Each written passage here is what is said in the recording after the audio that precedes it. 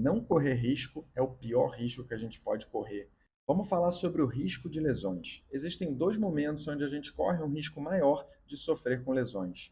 Um deles é quando a gente está querendo aumentar a nossa capacidade, o nosso condicionamento físico. E o outro é quando a nossa capacidade ou o nosso condicionamento físico é muito baixo. Então, dois momentos, quando a gente quer subir ou quando a gente está lá embaixo. Quando a gente quer subir, é arriscado? Por quê? Porque nesse momento, para a gente se desenvolver fisicamente, a gente precisa flertar com os limites da nossa capacidade. A gente precisa sair da nossa zona de conforto e bater lá naquele lugar onde a gente quase não consegue. Isso significa estressar o nosso organismo. E se a gente erra um pouco para mais, a gente pode acabar se lesionando. Então, trabalhar para melhorar a nossa capacidade física é em si arriscado. O outro risco é você ter uma capacidade física tão baixa que qualquer coisa no seu dia a dia pode fazer com que você se lesione. Esse lugar é um lugar bem complicado e a gente precisa se arriscar elevando a nossa capacidade física para a gente não correr esse risco de chegar num nível tão baixo de capacidade que a gente corra, pelo simples fato de existir, o risco de se lesionar. Também é importante a gente entender que existe uma curva de desenvolvimento da nossa biologia ao longo da nossa vida. O que isso quer dizer? Que até certa idade, normalmente até os 25, 35 anos, nós ainda estamos em ascensão, ou seja, a nossa biologia está agindo a nosso favor.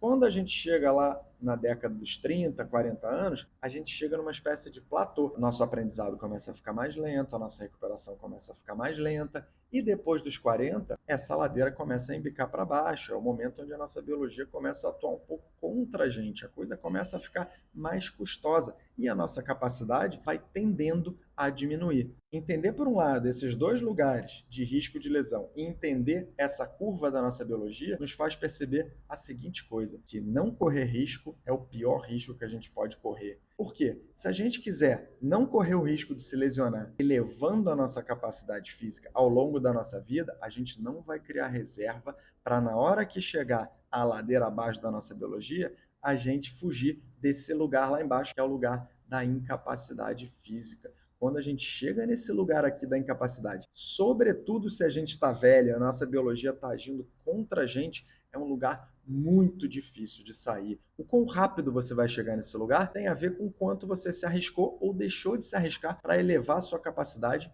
antes. Agora, se você já tem uma certa idade e não fez o dever de casa quando era mais novo, qual é a melhor coisa que você pode fazer para você agora? É começar a se exercitar e começar a correr o risco de melhorar a sua performance e a sua capacidade física nesse momento.